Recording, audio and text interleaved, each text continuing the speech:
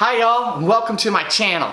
I'm super excited about this episode because we're going to be talking about how to make money as a woodworker and what products you can make as a woodworker that actually make you money. Well, I want to be honest with you here is I'm going to share with you the 3 or 4 products that actually make me money. They may differ for you based on your skill set and the products and things that you're making. I would recommend really understanding your market and what product you can offer that's different from everyone else's. So with that said, I'm gonna dive in and show you the 3 or 4 products that I make that make me money. Let's get started. Okay, so the very first product that I made was a kid's stepping stool to use in the bathroom. And this is actually it. This is the animal stool that I made. I used a jigsaw to actually cut it out, and I spray painted it, and this actually took quite a bit of time to actually make, and I sold this I think for $50 or $65, and I would sell out of these pretty quick. The platform that I used to market this when I was brand new into this woodworking business was Etsy, because I didn't want to have to deal with all the e-commerce and building my own platform, and Etsy really got my product to market very quickly. I also used Facebook Marketplace to sell this, and this has been a really good selling product for me. It takes a lot of time to make though. So what I've learned is when you have a product that sells really well, you have to learn how to mass produce this product to be more efficient. You don't want to just make 1 of these and then sell it. You want to make 10 of these and sell it. That way you're making more money per hour. I like to make around $30 to $100 an hour when I'm making products. Otherwise, it's not worth my time. I might as well just go work and flip burgers. So this is the #1 product that I made when I first started woodworking, and it's been very successful. So think about it like this. Everyone needs a stool, but they want something unique. If you have something unique, it can sell. And you can use platforms like Etsy and Facebook to market your products. So yeah, this is good. I think I make about $30 an hour on this if I do a big batch run. If I didn't do that, I'm making more like $4 an hour or $3 an hour. So be careful when you get into a product that you can scale it up. That's my first product. Let's talk about my second product. Let me go grab it. Okay, so the next thing that I've made that has been really successful for me are shelves. I've made all different types of shelves, custom shelves for customers, and these are all custom projects that people reach out to me on Facebook or email or my website and locally and say, hey, can you make me a shelf? I'm looking for a very specific type of shelf. And I make those. And again, I usually charge anywhere from $30 an hour to $100 an hour depending on the complexity and the style and the design that's needed. But as a product, I make a simple floating shelf for Lego minifigures.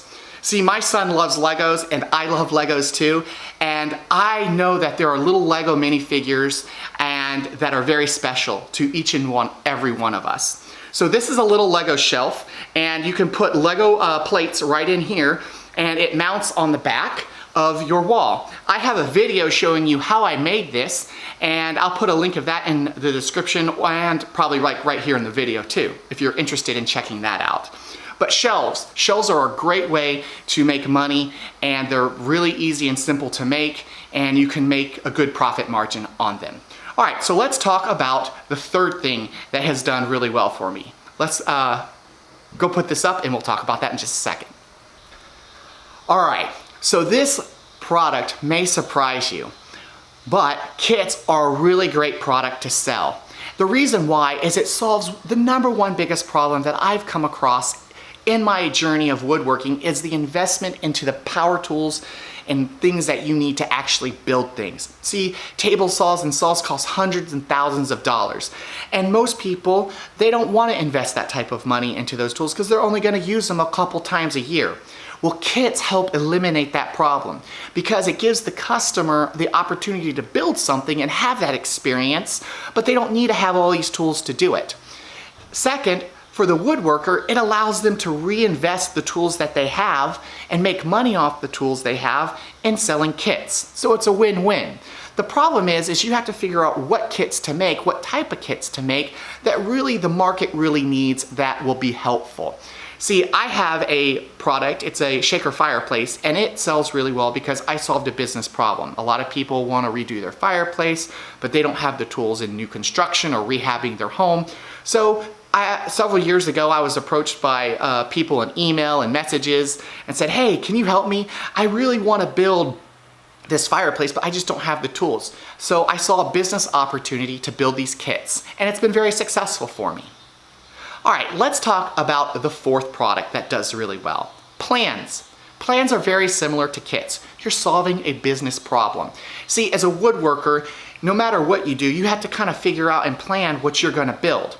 And plans help you get from A to B much quicker.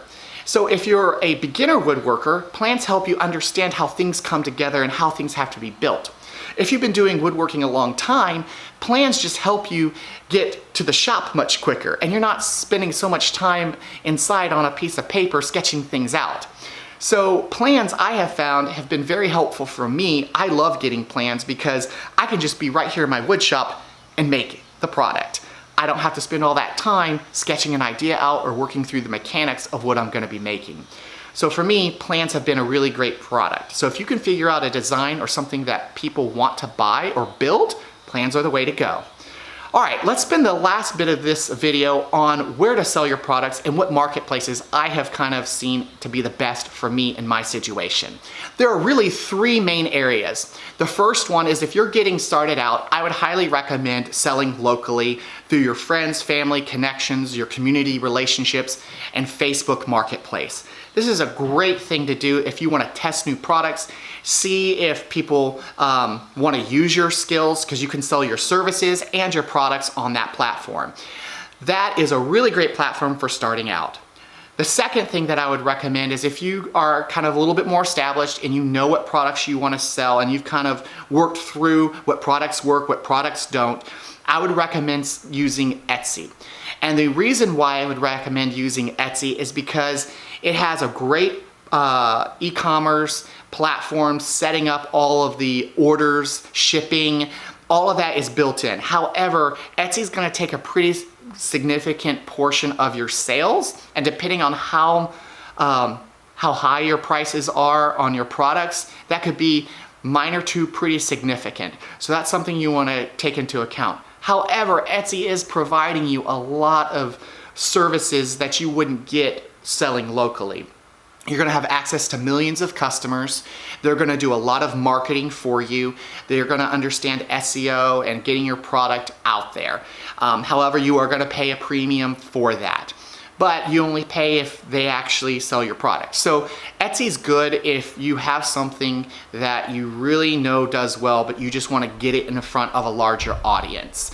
And if that starts to scale, you wanna switch on to the third option. The third option I would recommend is building your own e-commerce platform. This is something that I'm in the process of doing and have right now. I've been on Etsy for, I don't know, a long time. And it's time for me just to slowly move off that platform onto my own platform. And that's howyoucanmakeit.com. And I also have Philip Miller Furniture. Those two platforms together are really where I'm moving because I know what my brand and my business is, and I know what my products are. So once you've figured that out, you can take that investment and build your own e-commerce platform. It just requires, if you don't have web development background or coding background or SEO and marketing backgrounds, it's gonna be quite expensive to do that. I'm a software developer outside of all my woodworking, so that was an easy, logical next step for me. But again, there's nothing wrong with any of those channels. You know, locally, Facebook, Etsy is a really good mid-range, or build your own e-commerce platform. I hope that helps you kind of decide where you need to take your goods and services. Just consider the pros and cons to all of them. But for most people just starting out, use Facebook and sell locally. If you're kind of understand your products, move on to Etsy and see how you can scale that and if there's a larger demand for it. Spend the time and energy into that. And if you really know what you're selling and doing, start your own e-commerce platform. Well, I hope you found this video helpful and this information. If you did, smash that thumbs up button for me. I'd really appreciate it. And if you don't want to miss out on my next videos, be sure to hit that subscribe button and ding that bell to get notified. All right, guys, till next time, I'll see you later.